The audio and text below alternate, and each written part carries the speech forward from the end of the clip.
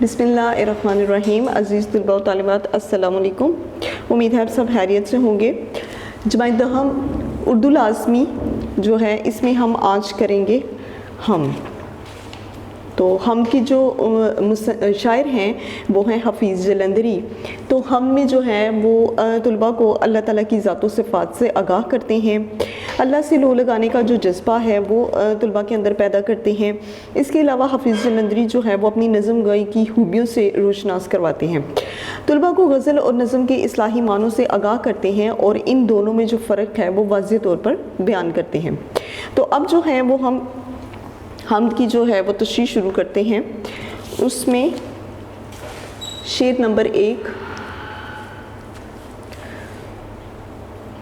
اس نے ایک حرف کن سے پیدا کر دیا عالم، کشاکش کی صدائے ہاؤ ہو سے بر دیا عالم. اس کا مفہوم ہے کہ اللہ نے ایک حرف کن کہہ کر دنیا کو پیدا کیا اور اس میں گہما گہمی پیدا کر دی یا گہما گہمی بھر دی.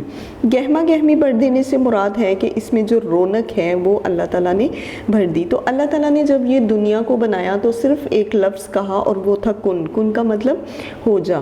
تو وہ کہتے ہیں کہ اللہ تعالیٰ نے اس دنیا کو پیدا کرنے کے لیے کن کا لفظ استعمال کیا اور اس سے جو ہے وہ اس دنیا میں ایک رونق ہو گئی. اس کی تشریح کی طرف آتے ہیں کہ اللہ تعالیٰ اس تمام کائنات کا خالق و مالک ہے. خالق کہتے ہیں تخلیق کرنے والے کو. تو اللہ تعالیٰ جو ہے وہ اس تمام کائنات کو تخلیق کرنے والا ہے اور تخلیق کرنے کے ساتھ ساتھ وہ اس کا مالک بھی ہے. اس نے یہ دنیا ہمارے لیے بنائی ہے، یعنی کہ یہ جو دنیا ہے یہ اس نے ہمارے لیے پیدا کی ہے، انسانوں کے لیے پیدا کی تاکہ وہ انسان جو ہے وہ اس کی عبادت کر سکے. اللہ تعالیٰ نے یہ دنیا لفظ کن کہہ کر بنائی. اللہ تعالیٰ نے کہا کن یعنی ہو جا. کن سے مراد کن کا جو معنی ہے وہ یہ ہے کہ ہو جا. تو اللہ تعالیٰ نے کہا کن یعنی ہو جا اور فی کن یعنی ہو گیا. اللہ تعالیٰ نے کن کہا اور پھر اس کے کن کہنے کے بعد جو ہے فی کن یعنی کہ جس کسی چیز کو اس نے پیدا کرنا تھا وہ پیدا ہو گئی. اللہ تعالیٰ نے حضرت آدم علیہ السلام کو پیدا کیا، پھر انہیں دنیا میں بھیج دیا، پھر اس دنیا کو رونق بخشنے کے لیے دنیا میں بے شمار چیزیں پیدا کی. تو وہ کہتے ہیں کہ اللہ تعالیٰ نے جو ہے وہ حضرت آدم علیہ السلام کو، جنہیں تمام انسانوں کا جو ہے وہ باپ بھی کہا جاتا ہے، تو سب سے پہلے اللہ تعالیٰ نے حضرت آدم علیہ السلام کو اس دنیا میں بھیجا تھا. پھر اس دنیا میں بھیجنے کے بعد اللہ تعالیٰ نے جو ہے وہ انسان کی شکل میں اس دنیا کو رونق جو ہے وہ بخشی. دنیا میں اس نے بے شمار چیزیں پیدا کی. اللہ تعالیٰ نے یہ سب چیزیں انسانوں کے لیے پیدا کی ہے کہ انسان جو ہیں وہ ان چیزوں سے لطف اٹھائیں، انسان ان چیزوں کا فائدہ اٹھائیں اور اس کے بدلے میں اس کی ذات کا شکر ادا کریں. اللہ تعالیٰ نے یہ سب چیزیں انسانوں کے لیے پیدا کی ہیں. آج دنیا میں ہر طرف گہما گہمی ہے، رونق ہے. گہما گہمی کا مطلب بھی رونق ہوتا ہے. انسانوں کی رونق اور سہولت کے لیے اللہ نے بے شمار چیزیں بنائی ہیں. انسانوں کی رونقوں کے لیے، رونق مطلب کہ ایک طرفہ گہما گہمی پیدا کرنے کے لیے اللہ تعالیٰ نے بے شمار انسانوں کے لیے چیزیں پیدا کی ہیں. جیسے فطرت میں ہیں، اس کی فطرت کی بنائی ہوئی چیزوں میں پہاڑ ہیں، اس کے خوبصورت سے کھلے ہوئے باغ ہیں، اس کے علاوہ سمندر ہیں. یہ ساری چیزیں جو ہیں اللہ تعالیٰ نے انسانوں کے لیے ہی پیدا کی ہے کہ ایک تو وہ ان چیزوں سے لطف اندوز ہوں اور دوسرا اس کی سہولتوں سے بھی فائدہ اٹھائیں. اللہ نے بے شمار چیزیں بنائی ہیں. اللہ تعالیٰ کی ذات بابرکات ہی ہے. ذات بابرکات کہ ایک ایسی ذات کے جس میں برکتیں ہی برکتیں ہیں. تو وہ کہتے ہیں کہ یہ اللہ تعالیٰ کی ذات بابرکات ہے کہ جو تمام کائنات کا خالق و مالک ہے، یعنی کہ جو تمام کائنات سے مراد کہ تمام دنیا کو تخلیق کرنے والا ہے. خالق مطلب تخلیق کرنے والا، مالک اور وہ نہ صرف اسے تخلیق کرنے والا ہے بلکہ وہ اس کا مالک بھی ہے. مالک سے مراد کہ سمندر، پہاڑ، دریا جو ہیں اگر وہ انہیں بنا سکتا ہے تو وہ انہیں فنا بھی کر سکتا ہے. وہ جو چاہے وہ کر سکتا ہے. وہ انسان، چرند پرند کو اگر بنا سکتا ہے تو وہ انہیں موت بھی دے سکتا ہے. تو یہ سب کچھ جو ہے وہ اللہ تعالیٰ کے ہاتھ میں ہے. اس کے حکم کے بغیر کچھ نہیں ہوتا اور نہ ہی ہو سکتا ہے. جی کلاس، تو اب آتے ہیں شعر نمبر 2 کی طرف. نظام آسمانی ہے اس کی حکمرانی سے، بہار جاودانی ہے اس کی باغبانی سے۔ نظام آسمانی سے یعنی کہ آسمان کا جتنا بھی نظام ہے وہ اس کے حکم سے چلتا ہے۔ بہار جاودانی کہ دنیا کا یہ جو جاودانی مطلب دنیا، تو دنیا کی جتنی بھی بہار ہے، اس میں جتنی بھی باغبانی ہے وہ سب رب العزت کائنات کی وجہ سے ہی ہے۔ آسمان کا نظام، اب اس کے مفہوم کی طرف آتے ہیں۔ آسمان کا جو نظام ہے یعنی کہ جتنا بھی سسٹم ہے، اب آسمان کے نظام میں کیا ہے، کلاس کے جو سورج کا نکلنا، چاند کا نکلنا، تاروں کا چمکنا، ان سب کا اپنے اپنے محور میں گھومنا، اپنے اپنے مدار میں گھومنا، ان سب کا کام کرنا، یہ سب آسمان کے نظام میں شامل ہے۔ اللہ تعالیٰ کی حکمرانی سے ہے، یعنی کہ اللہ تعالیٰ کی حکومت کی وجہ سے ہی یہ سب کچھ ہے۔ اللہ تعالیٰ ہی کے حکم سے یہ نکلتے بھی ہیں اور یہ غروب بھی ہوتے ہیں اور ڈوبتے بھی ہیں۔ دنیا کے باغ میں اللہ تعالیٰ ہی کی وجہ سے بے شمار بہاریں ہیں، اور اب یہ جو دنیا ہے تو اللہ تعالیٰ انسان نے جو ہے وہ دنیا کو ایک باغ کی تشبیہ دی ہے کہ اس دنیا کے باغ میں جو چرند پرند انسان گھومتے پھرتے ہیں وہ سب رب الکائنات کی وجہ سے ہی ہے۔ یہ تمام بہاریں صرف اور صرف اس کی وجہ سے ہی ہیں۔ اب اس کی تشریح کی طرف آتے ہیں کہ شاعر اس شعر میں اللہ تعالیٰ کی تعریف بیان کرتے ہوئے کہتے ہیں کہ اے اللہ، یہ آسمان کا نظام تیرے ہی حکم سے چل رہا ہے، کہ جتنا بھی آسمان کا نظام ہے یہ سب تیرے حکم سے چلتا ہے۔ یعنی کہ تو حکم کرتا ہے تو سورج نکلتا ہے، اور تو حکم کرتا ہے تو چاند بھی نکلتا ہے، تیرے حکم سے یہ چلتے ہیں، تیرے حکم سے یہ روشنی دیتے ہیں۔ تو جتنا بھی آسمان کا نظام ہے وہ سب تیرے حکم سے ہے۔ تو ہی وہ واحد ہستی ہے، ہستی کہتے ہیں ذات کو، تو وہ اللہ تعالیٰ کو کہتا ہے کہ تو ہی وہ واحد ذات ہے جو اس نظام کو چلا رہی ہے، جو کہ اس نظام کو چلا رہی ہے، یعنی کہ تیرے حکم سے ہی جو ہے یہ نظام چلتا ہے۔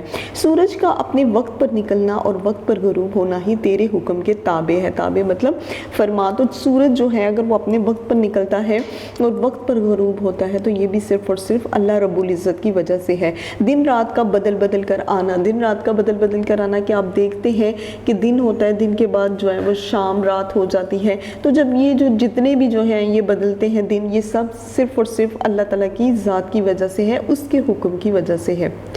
تیری بادشاہت، بادشاہت یعنی کہ تیری حکومت جو ہے وہ نہ صرف زمین بلکہ آسمان میں بھی ہے، یعنی کہ زمین و آسمان میں ہر جگہ ہے، حتیٰ کہ زمین کے اندر بھی جو ہے وہ بھی سب حکومتیں جو ہیں وہ صرف اللہ تعالیٰ کی ذات کی وجہ سے ہیں۔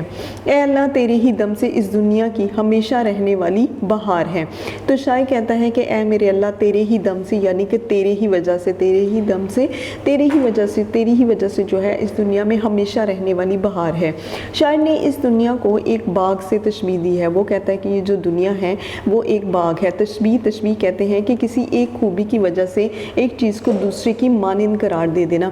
تو شاعر کہتے ہیں کہ میں نے جو ہے اس دنیا کو ایک باغ سے تشبیہ دی اور اللہ تعالیٰ کو اس باغ کا رکھوالا کہا ہے۔ رکھوالا سے مراد کہ وہ اس کی حفاظت کرنے والا ہے، وہیں اس کا مالی ہے۔ شاعر کہتا ہے کہ چونکہ اللہ تعالیٰ اس باغ کا مالی ہے، اس لیے دنیا میں ہمیشہ رہنے والی بہار ہے۔ اللہ تعالیٰ کے علاوہ کوئی اور اس باغ کا مالی نہیں ہو سکتا۔ کہتا ہے کہ صرف میرے رب کی وجہ سے، رب العزت کی وجہ سے یہ جو دنیا ہے یہ ہمیشہ چلتی ہے اور چلتی رہے گی، اور تب تک چلتی رہے گی جب تک میرے رب کی مرضی ہے، جب تک میرے اللہ کی مرضی ہے، جب تک اس کا حکم ہے۔ یعنی کہ جب چاہے وہ اس دنیا کو بنا سکتا ہے اور جب چاہے وہ اسے فنا بھی کر سکتا ہے، اس میں رہنے والی ایک چھوٹی سی چھوٹی چیز کو بھی یہ ختم کر سکتا ہے۔ تو وہ کہتا ہے کہ یہ جو میری دنیا ہے، جس دنیا میں میں رہ رہا ہوں، اس باغ کا مالی صرف اور صرف میرا اللہ رب العزت ہے، اور اس کے علاوہ جو ہے وہ کوئی دوسرا نہیں ہو سکتا۔ اب آتے ہیں شعر نمبر 3 کی طرف۔ زمین پر جلوہ آ رہا ہے سب مظاہر اس کی قدرت کے، بچھائے ہیں اس داتا نے دسترخوان نعمت کے۔ مفہوم اس کا یہ ہے کہ ہر طرف اللہ تعالیٰ کی قدرت کے جلوے نظر آتے ہیں، یعنی کہ میں جہاں بھی کہیں دیکھتا ہوں وہاں پر صرف اور صرف اگر مجھے کسی کے جلوے نظر آتے ہیں تو وہ اللہ تعالیٰ کی ذات ہے، اسی کی قدرت کے جلوے نظر آتے ہیں۔ تو اس کی قدرت کے جلوے کیا ہیں؟ اس کی قدرت کے جلوے اگر زمین پر دیکھیں تو پہاڑ، دریا، سمندر، خوبصورت سے چشمے، خوبصورت سے باغ، خوبصورت سی وادیاں، یہ سب کے سب جو ہیں وہ اس کی قدرت کی نشانیاں ہیں۔ اس نے ہمیں ہمارے کھانے کے لیے جو ہے وہ بے شمار نعمتیں پیدا کی ہیں، اس نے ہمارے لیے باغ پیدا کی، اس باغ میں جو ہے وہ مزے کے میٹھے رس بھرے جو ہیں وہ اس نے پھل پیدا کیے، اس نے ہماری سبزیوں کے لیے جو ہے وہ کھیت پیدا کیے، لہلہاتے کھیت جو ہیں وہ اس بات کی گواہی دیتے ہیں کہ کوئی نہ کوئی ذات تو ہے جو اسے پیدا کرنے والی ہے۔ شاعر کہتا ہے کہ زمین کی ہر چیز میں اللہ تعالیٰ کا جلوہ نظر آتا ہے، جلوہ یعنی کہ اس کے آثار نظر آتے ہیں۔ اگر زمین کی ایک ایک چیز کو دیکھو تو آپ کو اس میں صرف اور صرف آثار جو ہے وہ اللہ رب العزت کے نظر آتے ہیں۔ زمین کی ہر چیز اس بات کی گواہ ہے کہ کوئی ہے جو اس کا بنانے والا ہے۔ وہ کہتا ہے کہ زمین کی ہر ایک چیز جو ہے وہ اس بات کی گواہی دیتی ہے، اس بات کی شہادت دیتی ہے، وہ اس بات کی شاہد ہے کہ کوئی ہے جو اس کا بنانے والا ہے، کسی نہ کسی نے تو اسے بنایا ہے۔ تو کلاس واقعی اگر آپ دیکھیں تو ہم ایک چھوٹی سی چیونٹی کو، کسی ایک مکھی کے پر کو دیکھیں، یا پھر جو ایک ایسا جو پھل ہے جس کے اندر کی تہیں دیکھیں ہم، تو ہمیں کبھی بھی یہ اندازہ نہیں ہو سکتا یہ کسی انسان کی تخلیق ہے، یہ کسی جن کی تخلیق ہے، نہیں، یہ کسی ایک ایسے کی تخلیق ہے جو کہ بہت بڑی اور پاک ہستی ہے، اور وہ ہے اللہ رب العزت۔ اللہ تعالیٰ نے زمین پر انسان کے لیے طرح طرح کی نعمتیں پیدا کی ہیں، اس نے انسان کو مختلف قسم کی نعمتوں سے پیدا کیا، اور وہ نعمتیں کیا ہیں؟ پہاڑ، سمندر، دریا اور طرح طرح کی چیزیں، یہ سب اللہ رب العزت کی بنائی ہوئی ہیں۔ ان سب چیزوں سے اللہ تعالیٰ کی قدرت ظاہر ہوتی ہے، اللہ تعالیٰ کی قدرت یعنی کہ اس کی خدائی ظاہر ہوتی ہے، اس کی بادشاہی ظاہر ہوتی ہے، یہ آثار ظاہر ہوتے ہیں کہ کسی نہ کسی نے، کوئی نہ کوئی تو ہے جو اس کی تخلیق کرنے والا ہے۔ اللہ تعالیٰ نے یہ سب نعمتیں انسانوں کے لیے پیدا کی ہیں، انسانوں کے لیے اس لیے کہ جب اس نے آدم کو دنیا میں بھیجا، انسان کو دنیا میں بھیجا، تو اس کی ضرورت کی ہر چیز جو ہے وہ اس دنیا میں پیدا کی، اور اس کے مسئلے کا ہر حل جو ہے وہ قرآن پاک کی صورت میں اس دنیا میں دے دیا۔ اب انسان ہی پر منحصر ہے کہ وہ کیسے جو ہے ان چیزوں کا استعمال کرتا ہے، اور کس طرح سے جو ہے وہ ان کے استعمال کے بعد اللہ کا شکر بھی ادا کرتا ہے۔ اللہ تعالیٰ ہی ہے باقی مخلوقات کا رازق، یعنی کہ تم خود رزق پیدا کرنے والے نہیں ہو، تمہارا رازق صرف اور صرف اللہ ہے، وہ تمہیں رزق دینے والا ہے۔ وہ کہتے ہیں نا کہ چونٹی جو ہے یا ایک کیڑا جو ہے پتھروں میں، اللہ تعالیٰ اسے ہی رزق دیتا ہے۔ تو تم لوگوں کا رازق اور تمہیں رزق دینے والا صرف وہی ہے، اور وہی ہے جو سب کو روزی دیتا ہے۔ اللہ تعالیٰ نے اپنی نعمتوں کا ذکر قرآن پاک میں سورہ رحمان میں کیا ہے۔ سورہ رحمان جس کا ذکر جو ہے وہ اللہ تعالیٰ کی نعمتوں سے بھرا پڑا ہے، اسی میں ارشاد باری تعالیٰ ہے۔ ارشاد باری تعالیٰ یعنی کہ اللہ تعالیٰ کا ارشاد ہے، اس کا حکم ہے، پس اے گروہ جنوں انس، یعنی کہ اے انسانوں اور اے جنوں کے گروہ، تم اپنے پروردگار کی کون کون سی نعمت کو جھٹلاؤ گے۔ تو وہ ہم لوگ اس میں پڑھتی بھی آ رہی ہیں کہ فَبِأَيِّ آلَاءِ رَبِّكُمَا تُكَذِّبَانِ، کہ تم اپنے پروردگار کی کون کون سی نعمت کو جھٹلاؤ گے، کون کون سی نعمت کو جھٹلاؤ گے، یعنی کہ اس کی کس نعمت کو جو ہے وہ تم جھوٹ قرار دو گے۔ ہم ان تمام نعمتوں کے لیے اللہ تعالیٰ کا شکر ادا کرنا چاہیے، یعنی کہ اللہ تعالیٰ کی جتنی بھی نعمتیں ہیں ہمیں ان سب کے لیے جو ہے اللہ رب العزت کا شکر ادا کرنا چاہیے، جس نے ہمارے لیے اتنی پیاری نعمتیں پیدا کی ہیں۔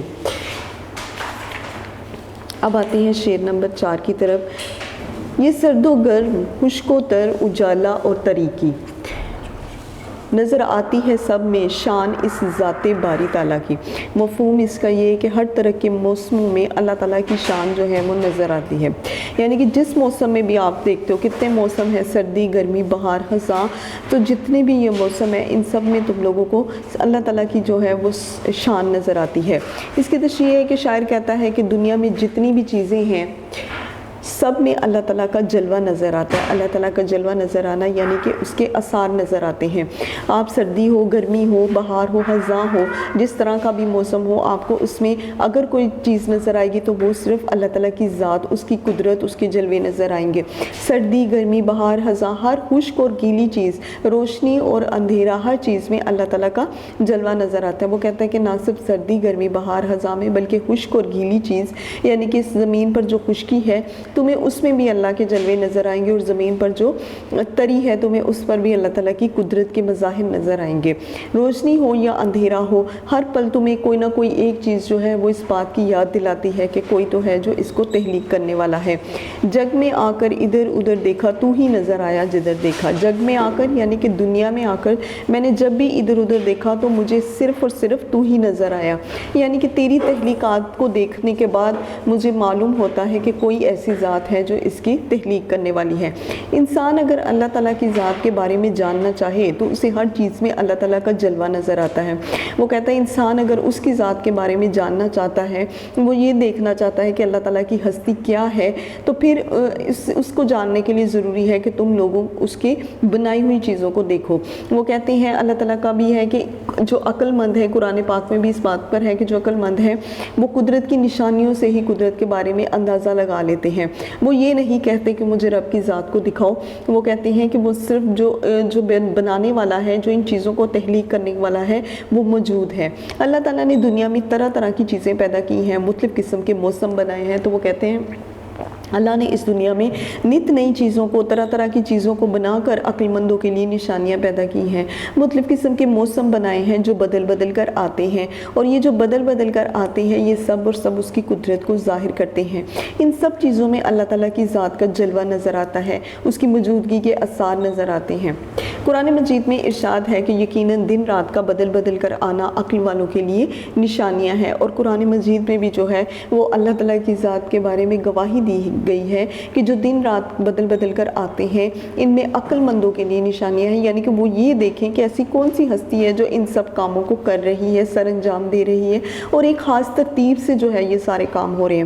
انسان دنیا میں ہر قسم کے حالات سے نبردسماں ہوتا ہے، نبردسماں کہ اسے ہر قسم کے حالات کا سامنا کرنا پڑتا ہے، کبھی اچھے حالات بھی ہوتے ہیں اور کبھی برے حالات بھی ہوتے ہیں، اور یہ انسان کے لیے موافق نہیں کہ اس کے اچھے حالات جو ہیں وہ بہتر نہیں۔ ظاہر ہے اچھے حالات میں تو ہر انسان خوش رہتا ہے، لیکن زیادہ تر کہتے ہیں کہ اسی انسان کو بہادر کہا جاتا ہے یا اسی کو اللہ تعالیٰ کا شاکر کہا جاتا ہے جو برے حالات میں بھی اس کا شکر ادا کرتا ہے۔ یہ سب اللہ تعالیٰ کی آزمائشیں ہیں۔ آزمائشوں سے مراد کہ یہ اللہ تعالیٰ کی طرف سے انسانوں پر امتحان ہے، اور وہ اپنے نیک بندوں سے جو ہے وہ امتحان لیتا ہے۔ تو وہ کہتے ہیں کہ یہ سب کچھ جو ہے وہ اللہ تعالیٰ کی طرف سے ہے، اس کا امتحان ہے، اور انسان کو ہر حال میں اس کی ذات کا شکر ادا کرنا چاہیے۔ شعر نمبر 5 کی طرف آتے ہیں۔ وہی ہے کائنات اور اس کی محلوقات کا خالق، نباتات و جمادات اور حیوانات کا خالق۔ اس کا مفہوم ہے کہ اللہ تعالیٰ جو ہے وہ ہر چیز کا خالق و مالک ہے۔ تشریح: اللہ تعالیٰ اس دنیا کا پیدا کرنے والا ہے، اس دنیا کی تمام محلوقات بھی اسی نے پیدا کی ہیں، کہ اللہ تعالیٰ جو ہے وہ اس دنیا کو پیدا کرنے والا ہے، اور اس دنیا کی تمام محلوقات، اب اس محلوقات میں کیا ہے، انسان، چرند پرند، جنات، یہ جتنی بھی محلوقات ہیں وہ سب صرف اور صرف اس کی ذات باری تعالیٰ نے پیدا کی ہے، اور وہی اس کی تخلیق کرنے والا ہے۔ اس دنیا میں جتنے بھی درخت اور پودے ہیں سب کا پیدا کرنے والا اللہ ہی ہے، یعنی کہ جو درخت ہیں، جو پودے ہیں، جو باغات ہیں، جو باغیچے ہیں، ان سب کی تخلیق کرنے والا صرف اللہ رب العزت کی ذات ہے۔ شاعر اس شعر میں یہ بتانا چاہتا ہے کہ دنیا کی ہر چیز اللہ تعالیٰ کی ذات نے بنائی ہے، وہ ہر چیز کا خالق و مالک ہے۔ خالق کہتے ہیں تخلیق کرنے والے کو، اور نہ ہی وہ صرف ان کو تخلیق کرنے والا بلکہ اس کا مالک بھی ہے۔ وہ چیز جو جاندار ہو یا بے جان، پہاڑ ہو یا دریا، پودے ہو یا درخت، چرند ہو یا پرند، سب کا بنانے والا صرف اور صرف اللہ ہی ہے۔ وہ کہتے ہیں کہ صرف نہ صرف جاندار چیزوں کو بلکہ بے جان بھی، اور بے جان چیزوں میں کیا آتا ہے، بے جان چیزوں میں پہاڑ ہیں، بے جان چیزوں میں دریا ہیں، سمندر ہیں۔ تو وہ کہتا ہے کہ وہ ان بے جان چیزوں کو بنانے والی ذات بھی جو ہے وہ صرف اور صرف اللہ تعالیٰ کی ہے۔ چرند ہو یا پرند، سب کا بنانے والا صرف وہی ہے۔ اس دنیا میں بے شمار چیزیں ہیں، کچھ معلوم ہیں اور کچھ نامعلوم۔ وہ کہتا ہے بہت سی ایسی بے شمار چیزیں ہیں جن کے بارے میں انسان کو تو معلوم ہے، اور اسے کیسے معلوم ہے کہ جہاں تک انسان کی تحقیق نے کام کیا، جہاں تک اس کی ریسرچ نے کام کیا، انہیں ان ساری چیزوں کے بارے میں معلوم ہے۔ اور کچھ ایسی چیزیں ہیں کہ جہاں تک ابھی انسان کی رسائی نہیں ہے، رسائی سے مراد کہ جہاں تک ابھی اس کی پہنچ نہیں ہے۔ وہ کہتا ہے کچھ جاندار ہیں اور کچھ بے جان، کچھ ہماری نظروں کے سامنے اور کچھ اس سے اوجھل ہیں، کچھ تو جو ہیں وہ ہمارے سامنے رہتی ہیں، اور یقین جانے کہ شاید یہ اللہ تعالیٰ کی بنائی ہوئی چیزوں میں کچھ بہت تھوڑا سا حصہ ہے جو ہمارے سامنے ہیں، اور انہیں بھی دیکھ کر جو ہے ہم اس کے شاکر ہیں، اس کے شکر ادا کرتے ہیں، اور ہم پھر اس کی قدرت پر ایمان لاتے ہیں۔ تو وہ کہتے ہیں کہ اگر ہم لوگ بہت سی ایسی چیزوں کو بھی دیکھ لیں جو ابھی ہماری نظروں کے سامنے نہیں ہیں، تو انسان انہیں بھی دیکھ کر اس کے سامنے سجدے کرنا شروع کر دے۔ جو چیز بھی اس دنیا میں موجود ہے اس کا بنانے والا صرف اور صرف ایک اللہ تعالیٰ کی ذات ہے۔ شعر نمبر 6۔ وہی ہے خالق دل کا اور دل کے نیک ارادوں کا، وہی مالک ہے ہمارا اور ہمارے باپ دادوں کا۔ تو اس کا مفہوم ہے کہ اللہ تعالیٰ جو ہے وہ ہمارے دلوں کے بید یعنی کہ ہمارے دلوں کے رازوں کو بہت خوب جانتا ہے۔ ہم لوگ تو خود نہیں جانتے، لیکن اللہ تعالیٰ کی ذات جو ہے وہ ہمارے دل کے جتنے بھی راز ہیں انہیں بہت اچھی طرح سے جانتا ہے۔ وہ ہمارا اور ہمارے آباء و اجداد کا مالک ہے۔ آباء و اجداد مطلب ہمارے باپ دادا کا جو ہے وہ مالک ہے۔ شاعر اس شعر میں اللہ تعالیٰ کی حاکمیت کو بیان کرتے ہوئے کہتا ہے، حاکمیت یعنی کہ اس کی حکومت، اور اس کی حکومت نہ صرف ہم پر بلکہ ہم سے پہلے ہمارے آباء و اجداد پر بھی جو ہے اس کی حکومت ہے، ہمارے دلوں پر اس کی حکومت ہے، ہمارے دماغوں پر اس کی حکومت ہے، یعنی کہ ہمارے جسم کے ایک ایک حصے پر جو ہے وہ صرف اور صرف اسی ذات باری تعالیٰ کی حکومت ہے، اور وہ جو چاہے جیسے چاہے انہیں چلا سکتا ہے۔ اللہ تعالیٰ ہمارے ارادے سے واقف ہے، یعنی کہ وہ ارادے سے مراد یہاں پر ہماری نیتوں سے واقف ہے، ہم جو کچھ کرنا چاہتے ہیں اس سے وہ واقف ہے۔ واقف مطلب آگاہ۔ تو اللہ تعالیٰ ہمارے ایک ایک ارادے سے، ہماری ایک ایک نیت سے، اور جو کچھ بھی ہماری حکمت عملی ہے، جو کچھ بھی ہماری پلاننگ چل رہی ہوتی ہے اس دنیا میں، رب العزت ان سب سے واقف ہے۔ ہمارے دلوں میں جو خیال پیدا ہوتا ہے، یعنی کہ جو کچھ ہم سوچتے بھی ہیں جس کے بارے میں کوئی دوسرا انسان نہیں جان سکتا، وہ صرف اور صرف میری ذات باری تعالیٰ ہی جانتی ہے۔ وہ ہمارے دلوں میں صرف اللہ ہی کی مرضی سے ہی پیدا ہوتا ہے، اور اگر ہمارے دل میں کوئی خیال پیدا ہوتا ہے چاہے وہ اچھا ہو یا برا، وہ بھی ہمارے رب العزت ہی کی مرضی سے پیدا ہوتا ہے۔ اگر ہم اپنے دل میں کسی نیک کام کا ارادہ کرتے ہیں، یعنی کہ اگر ہم اس کام کے کسی اچھے کام کے بارے میں سوچتے ہیں کہ آیا ہمیں وہ کرنا چاہیے اور وہ کام بھی نیک ہو، تو ہمیں یہ جان لینا چاہیے کہ اس نیک کام کی تحریک اللہ ہی کی جانب سے ہوتی ہے۔ تحریک کہتے ہیں کسی چیز کو حرکت میں لانا، یعنی کہ کسی کام کے کرنے کو جو ہے وہ تحریک کہتے ہیں۔ تو کہتے ہیں کہ اگر ہم لوگوں کے دل میں کوئی نیک خیال یا کوئی نیک کام آتا ہے تو ہمیں یہ بھی جان لینا چاہیے کہ وہ صرف اور صرف اللہ ہی ہے جو ہمارے دل میں جو ہے وہ یہ خیال ڈالتا ہے۔ تو کہتے ہیں کہ اللہ تعالیٰ جس انسان سے چاہتا ہے اس سے نیکی کرواتا ہے، اور اللہ جسے چاہتا ہے اسے ہدایت بھی دیتا ہے۔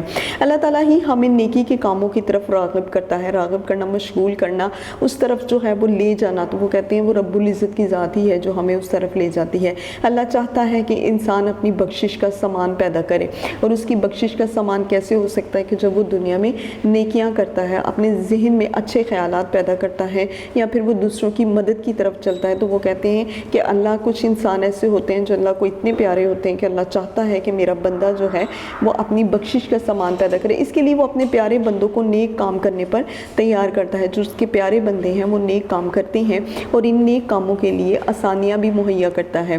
تو جب اللہ تعالیٰ کی ذات اپنے بندوں کو نیک کاموں کی طرف لے کر جاتا ہے تو پھر ان نیک کاموں کے ساتھ ساتھ وہ ان کے لیے آسانیاں بھی پیدا کرتا ہے، یعنی کہ کہتے ہیں کہ اللہ جب انہیں لے کر جاتا ہے تو ان کے راستے کی جو مشکلیں ہوتی ہیں انہیں ختم کر دیتا ہے، اور ہر مشکل کو جو ہے وہ آسانی کی طرف لے جاتا ہے۔ اللہ تعالیٰ ہمارا مالک ہے، اور ہمارے بزرگ بھی اس کے بندے تھے۔ بزرگ کون سے ہیں؟ تو یہاں پہ کلاس آپ نے دیکھے ہوں گے، بڑے بڑے سے مزار جو ہیں، تو کہتے ہیں کہ یہ بھی اس کے بندے تھے، یہ اللہ تعالیٰ کے بزرگ تھے۔ انہوں نے اللہ تعالیٰ کی بہت زیادہ عبادت کی ہوتی ہے، اور بلکہ 1 سال 2 سال نہیں، انہوں نے اپنی ساری زندگی جو ہے وہ اللہ تعالیٰ کی ذات کے لیے صرف کی ہوتی ہے، اس کی عبادت کے لیے صرف کی ہوتی ہے۔ تو یہ سارے کے سارے جو ہیں وہ اللہ تعالیٰ کے نیک بندے ہوتے ہیں، اللہ تعالیٰ کے بزرگ ہوتے ہیں۔ تو انہی کے وسیلے سے جو ہے وہ اللہ رب العزت جو ہے وہ برکتیں جو ہے وہ ڈالتا ہے۔ غرض اللہ تعالیٰ کی حاکمیت ازل سے ہے اور ابد تک رہے گی۔ حاکمیت یعنی کہ اس کی جو حکومت ہے وہ ازل سے ہے، ہمیشہ سے ہے، اور ابد تک رہے گی اور ہمیشہ ہی رہے گی۔ یعنی کہ اللہ تعالیٰ کی جو حاکمیت ہے، جو حکومت ہے، وہ نہ صرف آج ہے بلکہ آج کے بعد ہمیشہ، آخرت کے بعد بھی جو ہے وہ اللہ رب العزت کی حکومت سبھی پر رہے گی۔ شعر نمبر 7 کی طرف آتے ہیں۔ بشر کو فطرت اسلام پر پیدا کیا جس نے، محمد مصطفیٰ صلی اللہ علیہ وآلہ وسلم کے نام پر شیدا کیا جس نے۔ تو وہ کہتے ہیں مفہوم، اللہ تعالیٰ نے انسان کو اسلام کی فطرت پر پیدا کیا۔ اصل میں اللہ تعالیٰ نے نہ تو کسی انسان کو عیسائی بنا کر بھیجا اور نہ ہی کسی انسان کو یہودی بنا کر بھیجا۔ اللہ تعالیٰ نے تمام انسانوں کو اگر بنا کر بھیجا تو وہ صرف مسلمان بنا کر اس دنیا میں بھیجا تھا۔ اب یہ انسان ہی ہے کہ جنہوں نے اس طرح کے کام شروع کر دیے ہیں کہ کوئی عیسائی بن گیا اور کوئی یہودی بن گیا، ورنہ اللہ تعالیٰ نے سب کو صرف اور صرف لا الہ کی فطرت پر پیدا کیا تھا، اور قدرتی طور پر جو بھی بچہ اس دنیا میں پیدا ہوتا ہے وہ صرف اور صرف مسلمان ہو کر پیدا ہوتا ہے، اور اس کے دل میں نبی پاک صلی اللہ علیہ وآلہ وسلم کے نام پر قربان ہونے کا درس بھی ہے۔ اور اللہ تعالیٰ جس سے بھی پیدا کرتا ہے اسے صرف اس بنیاد پر پیدا کرتا ہے کہ وہ لا الہ پر عمل کرے، اور جو کہ نبی پاک صلی اللہ علیہ وسلم کی ذات ہے وہ اس ذات پر قربان ہونے کے لیے ہمیشہ تیار رہے۔ اور یہی درس جو ہے وہ ایک مسلمان بچے کو اس کے والدین بھی دیتے ہیں۔ ہم اپنے بچپن سے لے کر اپنے موت تک جو ہے وہ نبی پاک صلی اللہ علیہ وسلم پر قربان ہونے کے لیے اور اس کے نام پر درود و سلام بھیجنے کے لیے ہم وقت تیار رہتے ہیں، کیونکہ ہمیں سکھایا جاتا ہے۔ اس کی تشریح کی طرف آتے ہیں کہ شاعر اس شعر میں بیان کرتا ہے کہ خدائے بزرگ و برتر ہی ہے جس نے انسان کو پیدا کیا۔ خدائے بزرگ و برتر یعنی کہ وہ ایک اللہ کی ذات ہی ہے جس نے انسان کو پیدا کیا، اسلام کے اصولوں پر چلنا سکھایا۔ اب اسلام کے جتنے بھی اصول ہیں، جتنے بھی قوانین ہیں، کیا ہمارے اصول ہیں کہ کس طرح سے ہم نے اپنی زندگی بسر کرنی ہے، کیسے ہم نے رہنا ہے، کس طرح ہم لوگوں نے اللہ تعالیٰ کی عبادات کے ساتھ ساتھ اس دنیا کو بھی چلانا ہے۔ اللہ اپنے بندوں کو یہ نہیں کہتا کہ وہ صرف اور صرف ہر وقت میری عبادت کی طرف ہی مشغول رہیں، بلکہ اللہ نے اپنے بندوں کو یہاں تک کہہ دیا ہے کہ میں انسان کو اپنے حقوق معاف کر سکتا ہوں، لیکن اس کے بندوں کے حقوق نہیں معاف کر سکتا، یعنی کہ تمہارے اوپر جس کسی کا بھی حق ہے تم اس سے بہترین طریقے سے جو ہے وہ پورا کرو۔ تو انسان اس کے بتائے ہوئے راستوں پر چلتا اور زندگی سے لطف اٹھاتا ہے، اسلام کے اصولوں پر جب وہ چلتا ہے۔ اور دوسری بات یہ کہ انسان جب اللہ تعالیٰ کے بتائے ہوئے راستوں پر چلتا ہے تو پھر ہی وہ صحیح معنوں میں زندگی کو صحیح معنوں میں جو ہے وہ اس سے لطف اٹھاتا ہے، اس کے مزے لیتا ہے۔ اللہ تعالیٰ نے یہ کائنات سے مراد کی یہ جو دنیا ہے وہ حضرت محمد صلی اللہ علیہ وسلم کی تخلیق کے لیے پیدا کی تھی۔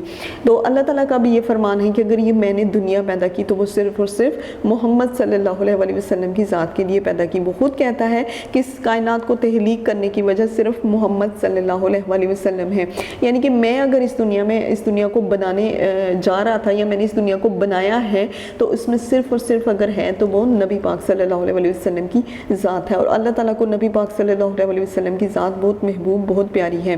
اللہ تعالیٰ آپ صلی اللہ علیہ وسلم سے بہت محبت کرتا ہے۔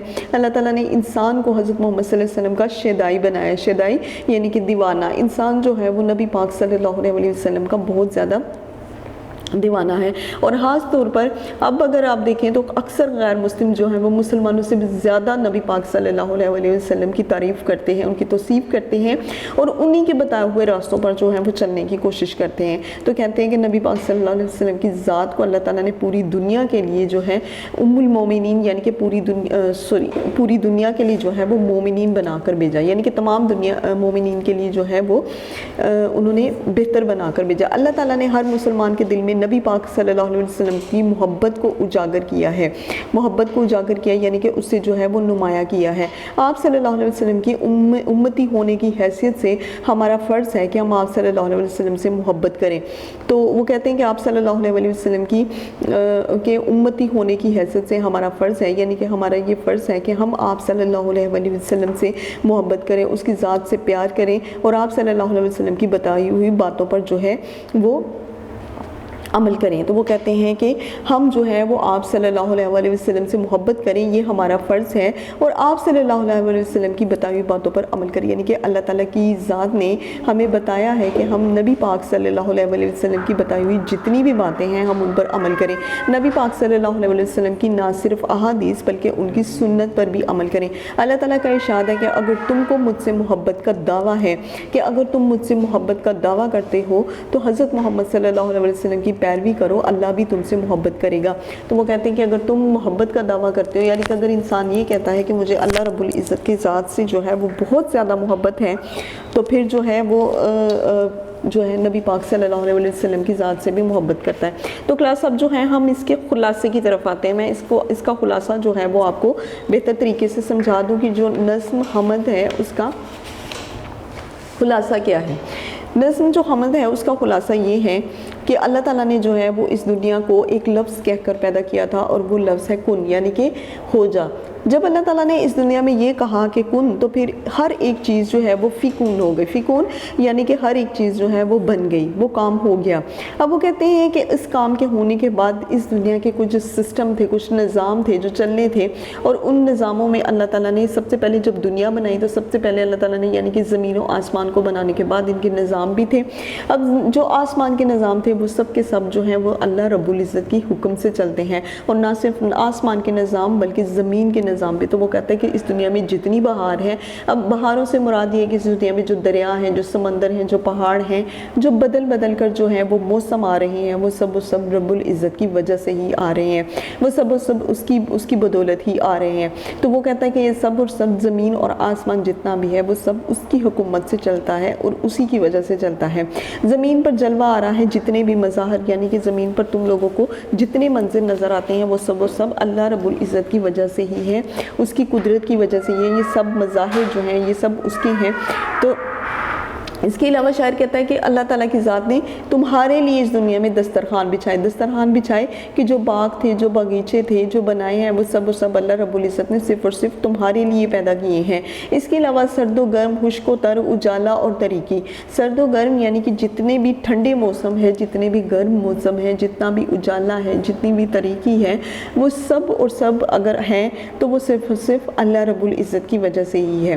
تو وہ کہتے ہیں کہ نظر آتی ہے سب میں شان اس کی ذات باری کی، کہ تم لوگوں کو اللہ تعالیٰ کی جو ذات ہے اس کی جو شان ہے وہ تمہیں اس میں نظر آتی ہے. وہی ہے کائنات اور اس کی محلوقات کا خالق. جو کائنات ہے، جو دنیا ہے، اللہ تعالیٰ اس کی جتنی بھی محلوقات ہے وہ اس کا خالق ہے، وہ اس کا بنانے والا ہے. تو وہ کہتے ہیں کہ سب کائنات میں اب کیا آتا ہے؟ کائنات میں جو ہے یہ دنیا تو آتی ہے، یہ زمین و آسمان آتے ہیں، اس میں سمندر ہے، اس میں دریا ہے، اس میں پہاڑ ہیں، اس میں آسمان میں جو ہے وہ دن رات چلنے والے تارے، سورج، چاند جو ہے، یہ سب سیارے جو ہیں، یہ سب جو ہیں اللہ تعالیٰ کی محلوقات ہیں. تو وہ کہتے ہیں سب کا بنانے والا اللہ تعالیٰ، فرشتوں کو بنانے والا رب العزت جو ہے، جنات کو پیدا کرنے والا، انسانوں کو پیدا کرنے والا، چرند کو پیدا کرنے والا. تو ان سب کا جو پیدا کرنے والا ہے وہ صرف اور صرف اللہ رب العزت ہے. وہی خالق ہے، وہی یعنی کہ تخلیق کرنے والا ہے. اور وہ نہ صرف تخلیق کرنے والا دن رات، سورج، زمین، آسمان، بلکہ وہ تخلیق کرنے والا ہے تمہارے دل کو اور تمہارے دل کے نیک ارادوں کو، یعنی کہ وہ تمہاری نیتوں کو تخلیق کرنے والا ہے. اس نے تمہارے اندر جو نیک خیالات پیدا کیے ہیں وہ بھی صرف اور صرف اللہ رب العزت ہی ہے جو پیدا کرنے والا ہے. تم جو کچھ بھی سوچتے ہو وہ بھی صرف اور صرف اللہ رب العزت ہی ہے جس کی بنا پر جو ہے وہ تم سوچتے ہو. تو شاعر کہتا ہے وہ مالک ہے ہمارا، اور نہ صرف ہمارا بلکہ ہمارے باپ دادوں کا. ہماری جب سے دنیا بنی تب سے جو ہے خاندان جو چلے آ رہے ہیں، جو ذاتیں چلی آ رہی ہیں، جو نسلیں چلی آ رہی ہیں، ہمارے جو آباء و اجداد ہیں، جو ہمارے باپ دادا ہیں، اللہ تعالیٰ ان سب کا خالق و مالک ہے. بشر کو فطرت اسلام پر اللہ تعالیٰ نے پیدا کیا. وہ کہتا ہے بشر یعنی کہ آدمی کو، انسان کو جو ہے اللہ تعالیٰ نے کس پر پیدا کیا؟ صرف اور صرف فطرت اسلام پر. اللہ تعالیٰ نے جب اس دنیا میں انسان کو پیدا کیا تو اسے صرف اور صرف مسلمان بنا کر بھیجا. کس بنیاد پر؟ لا الہ الا اللہ کی بنیاد پر. اور اس کے بعد لا الہ الا اللہ محمد رسول اللہ، یعنی کہ اس انسان جو ہے وہ اللہ تعالیٰ کو مانے اور اس کے رسول کو جو ہے وہ اپنا نبی مانے، اس کے رسول کو جو ہے وہ اپنے لیے ہدایت کا سرچشمہ مانے. ہدایت کا سرچشمہ کہ اللہ تعالیٰ نے نبی پاک صلی اللہ علیہ وآلہ وسلم کو انسانوں کے لیے ہدایت کا سرچشمہ بنا کر بھیجا. نبی پاک صلی اللہ علیہ وسلم کی تمام احادیث کو انسان مانے، اور نہ صرف اس کی احادیث کو بلکہ اس کی سنت کو بھی. سنت سے مراد کہ جو نبی پاک صلی اللہ علیہ وسلم اپنے ہاتھوں سے کرتے، جس طرح وہ اپنی زبان کا استعمال کرتے، جس طرح ان کے اخلاق جو ہیں وہ سب پر واضح ہیں، جس طرح جو ہے ان کے بتائے ہوئے راستے ہیں، ان سب پر عمل کرے تو انسان جو ہے وہ نہ صرف جنتی بلکہ ایک مکمل انسان جو ہے وہ کہلایا جائے گا. اللہ کہتے ہیں کہ انسان ہمیشہ یہی ایک بات کہتا ہے کہ انسان خطا کا پتلا ہے، انسان غلطی کا پتلا ہے، لیکن ایسی بات نہیں ہے. اللہ تعالیٰ نے نبی پاک صلی اللہ علیہ وسلم کو صرف اس لیے اس دنیا میں بھیجا کہ انسان ایسا ہو سکتا ہے. جو وہ یہ کہتا ہے کہ انسان خطا کا پتلا، غلطی کا پتلا، نہیں، ایسا کچھ بھی نہیں ہے. جس طرح ہمارے نبی پاک صلی اللہ علیہ وسلم نے اپنی زندگی گزاری، اسی طرح جو ہے وہ انسان بھی اپنی زندگی کو گزار سکتا ہے. تو کلاس اب جو ہے ہم آتے ہیں ان کے جو شاعر ہیں حفیظ جلندری، ان کے تعارف کی طرف. اور آپ کو پتہ ہے کہ ان کا تعارف کروانا جو ہے وہ بہت زیادہ ضروری ہوتا ہے میرے لیے، کیونکہ میں آپ سے کہتی بھی ہوں کہ بورڈ میں ان کے MCQs آنے ضروری ہوتے ہیں اور تعارف کرنا بھی ضروری ہوتا ہے. حفیظ جلندری ان کے شاعر کا نام ہے، اور ان کی پیدائش کا سن اور ان کی جو وفات کا سن ہے وہ میں آپ کو لکھ دیتی ہوں. ان کی پیدائش کا جو سن ہے وہ 1900 ہے، اور ان کی جو وفات کا سن ہے وہ 1982 ہے. سن 1982 1982 میں جو ہے وہ ان کی وفات کا سن ہے. محمد حفیظ ان کا نام، اور حفیظ جو ہے وہ ان کا تخلص تھا. یعنی کہ محمد حفیظ جو ہے وہ ان کا نام ہے، اور ان کا جو تخلص ہے وہ حفیظ ہے. اور دوسری بات یہ کہ میں آپ کو ایک اور بات بتا دوں کہ جو تخلص ہوتا ہے اس کے اوپر یہ علامت لگی ہوتی ہے، یہ علامت. تو یہ جو علامت ہے یہ کسی بھی شاعر کے تخلص کو جو ہے وہ واضح کرتی ہے. تو میں آپ کو ایک دفعہ پھر سے بتا دوں کہ حفیظ کے اوپر یہ جو علامت ہے اس کا مطلب ہے کہ ان کا جو تخلص ہے یہ ان کی علامت ہے. جلندر میں پیدا ہوئے، اسی لیے ان کو جلندری بھی کہا جاتا ہے. ان کے گھریلو حالات زیادہ سازگار نہیں تھے، اس لیے ان کی تعلیم جو ہے وہ ادھوری رہ گئی. اور یہ شعر و شاعری کا فطری ذوق رکھتے تھے. فطری یعنی کہ اللہ تعالیٰ کی طرف سے ہی ان کے اوپر جو ہے وہ کرم تھا کہ یہ جو ہے شعر و شاعری کرتے تھے. مختلف ادبی رسائل جو ہیں وہ لکھتے رہے. مختلف ادبی رسائل یعنی کہ ادب سے متعلقہ بہت سے رسالے جو ہیں انہوں نے لکھے. 1947 میں یہ پاکستان آئے تھے. 1982 عیسوی میں یہ لاہور میں فوت ہوئے تھے، اور ان کا مزار اقبال پارک میں مینار پاکستان کے قریب واقع ہے. تو یہ بھی جو ہے MCQs میں اکثر آتے ہیں یہ کوشچن کہ ان کا مزار جو ہے وہ کہاں ہے. تو ان کا مزار اقبال پارک میں مینار پاکستان کے قریب واقع ہے. زبان کی صفائی اور سادگی، سوز و گداز اور موسیقت ان کے کلام کی نمایاں خصوصیت ہے. تو وہ کہتے ہیں کہ جو زبان کی صفائی ہے، یعنی کہ ان کی جو زبان ہے وہ بڑی بہتر ہے. ان کی زبان میں جو ہے وہ سادگی ہے، سوز و گداز اور موسیقت جو ہے وہ ان کی زبان کا خاصہ ہے. پاکستان کا قومی ترانہ ان کی باعث فخر تحریک ہے. کلاس یہ MCQs میں بہت زیادہ اس کے چانسز ہوتے ہیں، اور میں آپ کو بتا دوں کہ آپ نے اسے کرنا بھی ہے کہ پاکستان کا قومی ترانہ جو ہے وہ کس کی تحریک تھی. تو پاکستان کا قومی ترانہ جو ہے وہ حفیظ جلندری کی تحریک ہے. انہوں نے دیگر بہت سی قومی نظمیں بھی لکھی ہیں، یعنی کہ قوم سے متعلق، ملک سے متعلق کچھ نظمیں ہیں جو انہوں نے لکھی ہیں. حفیظ جلندری ایک قادر الکلام شاعر تھے. انہوں نے مختلف اصناف سخن یعنی کہ مثنوی بھی کی، گیت بھی کی، غزل بھی اور نظم بھی، ان سب میں جو ہے انہوں نے طبع آزمائی کی. شاہ نامہ اسلام ان کی قابل قدر تحریک ہے، اور اس کا بہت نام بھی ہے شاہ نامہ اسلام. MCQs میں یہ بھی جو ہے یہ بہت زیادہ کوشچن آتے ہیں. یہ اردو کی قومی، ملی اور رسمی شاعری میں عمدہ اضافہ ہے. اب ان کی چند تصانیف یہ ہیں، چند تصانیف مراد کتابیں جو ہیں: تلخابہ شیری، سوز و ساز، حفیظ کے گیت، حفیظ کی نظمیں اور چیونٹی نامہ. یہ ان کی بہت مشہور جو ہیں یہ ان کی نظمیں ہیں. صفحہ نمبر 1 پر حفیظ جلندری ہے، تو میں ان کی جو تصانیف ہیں انہیں ایک دفعہ پھر سے پڑھ دیتی ہوں. شاہ نامہ اسلام ان کی ایک قابل قدر تحریک ہے. یہ اردو کی قومی، ملی اور رسمی شاعری میں بہت عمدہ اضافہ ہے. ان کی چند تصانیف یعنی کہ ان کی جو کتابیں ہیں ان میں ایک کتاب ہے تلخابہ شیری، دوسری ہے سوز و ساز، تیسری حفیظ کے گیت، حفیظ کی نظمیں چوتھی ہے یہ، اور پانچویں ہے چیونٹی نامہ. کیونکہ بہت سے بچوں کو جو ہے وہ تھوڑا سا تلفظ میں ہوتا ہے، تو میں کتابیں جو ہیں وہ خاص طور پہ 1-2 بار پڑھ دیتی ہوں تاکہ آپ کا جو تلفظ ہے وہ بہتر ہو سکے، اور آپ کوشش بھی کریں کہ آپ اس کے تلفظ کو بہتر کریں. اب ہم آتے ہیں ان کے MCQs کی طرف. MCQs جو ہیں وہ اس کے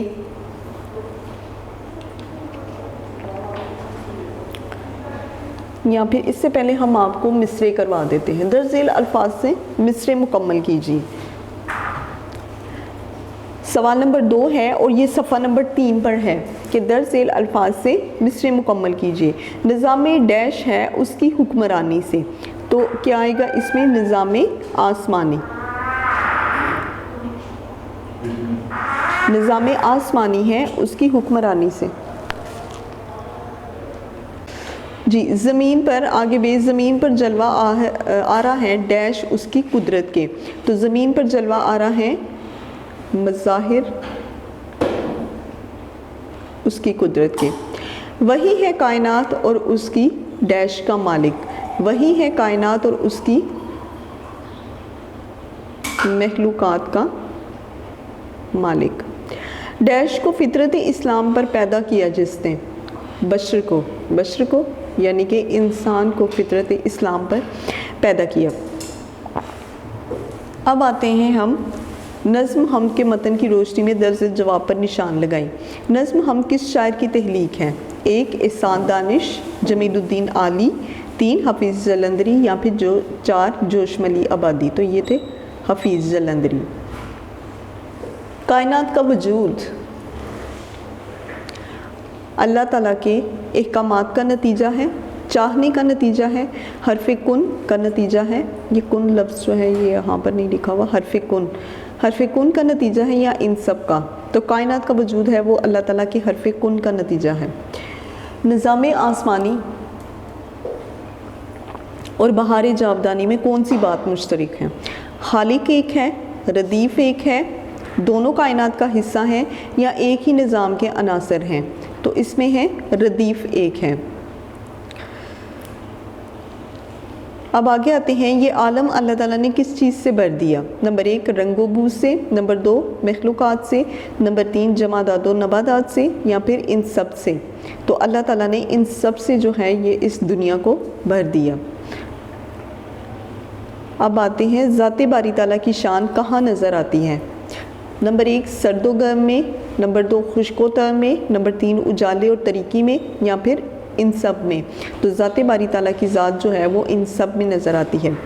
अल्लाह ताला ने इंसान को फितरत इस्लाम पर पैदा करके कौन सा और एहसान किया? नंबर 1 रिज़्क़ व सेहत दी, ये सब कुछ दिया, इसमें मोहम्मद सल्लल्लाहु अलैहि वसल्लम का शेदा किया या फिर अक्ल व शऊर की दौलत दी।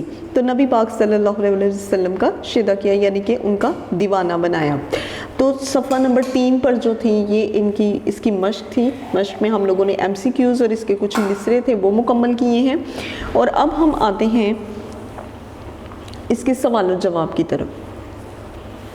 तो हमद की मश्क में जो है इसके सवाल और जवाब की तरफ आते हैं, इसके मुझसे सवालात के जवाबात। सवाल नंबर 1 है कि अल्लाह ताला ने ये कायनात कौन सा एक लफ्ज़ कहकर बनाई थी?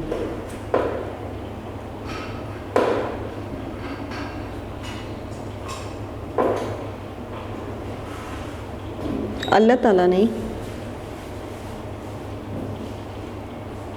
एक लफ्ज़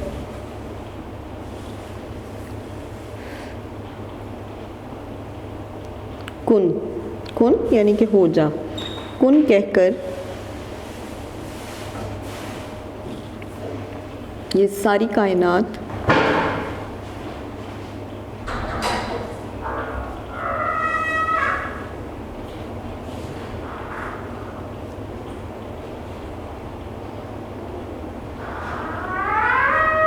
बनाई है। अल्लाह ताला ने एक लफ्ज़ कुन कहकर ये सारी कायनात बनाई है। अल्लाह ताला ने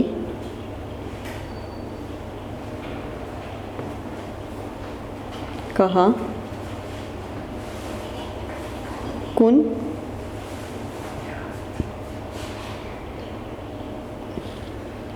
यानी हो जाए, यानी हो जाए, और फ़िकून यानी हो गया। जी, अल्लाह ताला ने ये कायनात कौन सा एक लफ्ज़ कहकर बनाई थी? अल्लाह ताला ने एक लफ्ज़ कुन कहकर ये सारी कायनात बनाई है। अल्लाह ताला ने कहा कुन यानी हो जाए और फ़िकून यानी हो गया। सवाल नंबर 2, अल्लाह ताला ने इंसान को किन नेमतों से नवाजा है? चंद एक तहरीर कीजिए।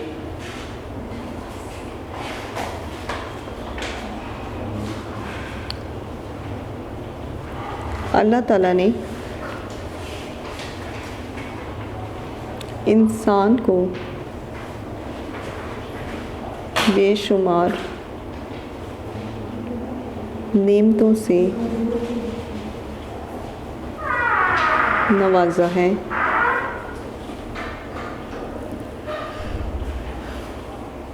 और इसका ज़िक्र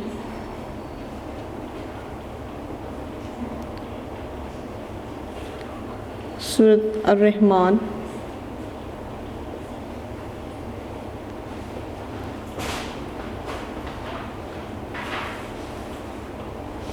میں بھی کیا ہے۔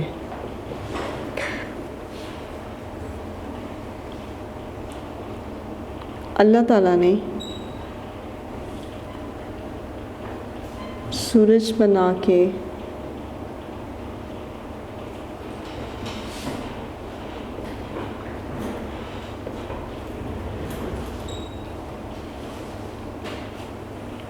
بزم جہاں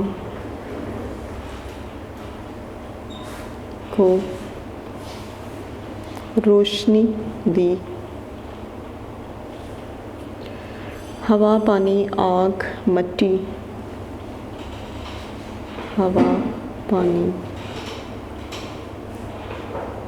ہوا پانی آگ مٹی، پھل پھول،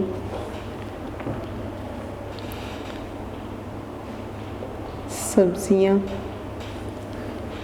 اناج پہاڑ، اناج پہاڑ، دریا، سمندر، سب اللہ تعالیٰ کی، سب اللہ تعالیٰ کی نعمتیں ہیں، سب اللہ تعالیٰ کی نعمتیں ہیں۔ یہ سب اللہ تعالیٰ کی ذات نے، اللہ تعالیٰ کی ذات نے انسانوں کے لیے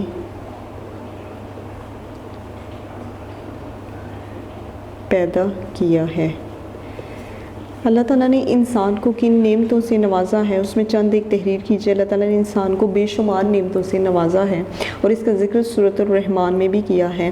اللہ تعالیٰ نے سورج بنا کر بزم جہاں کو روشنی دی، ہوا پانی آگ مٹی، پھل پھول، سبزیاں، اناج پہاڑ، دریا، سمندر، یہ سب اس رب العزت کی نعمتیں ہیں۔ یہ سب اللہ تعالیٰ کی ذات سے انسانوں کے لیے پیدا کیا ہے، یہ سب رب العزت نے انسانوں کے لیے پیدا کیا ہے۔ اب سوال نمبر 3 کی طرف آتے ہیں کہ اجالے اندھیرے اور خشک و تر کس کے مظاہر ہیں؟ کائنات میں پائی جانے والی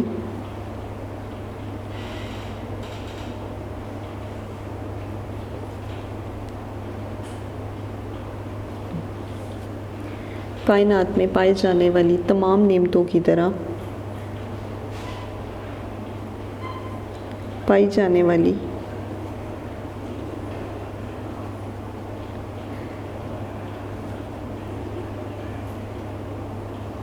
تمام نعمتوں کی طرح اجالے اندھیرے اجالے اندھیرے اور خشک و تر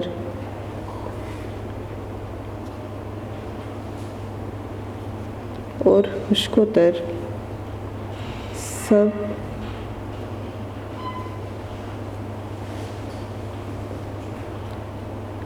اللہ رب العزت کی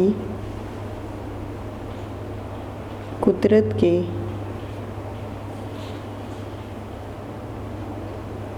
مظاہر ہیں۔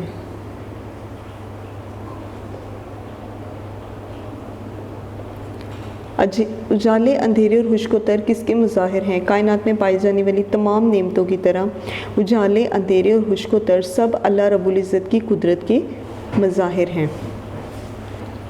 سوال نمبر 4 کی طرف آتے ہیں۔ ہم میں خالق کی کن مخلوقات کا ذکر کیا گیا ہے؟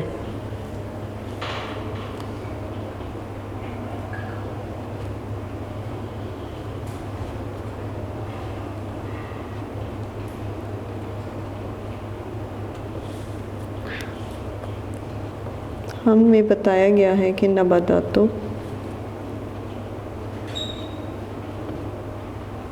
جمادات،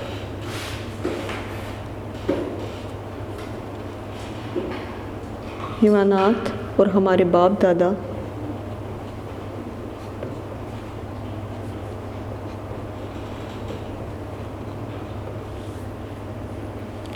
सब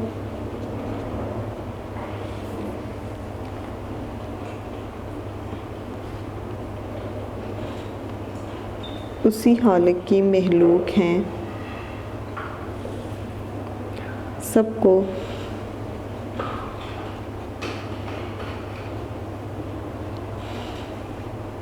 अल्लाह ताला ने ही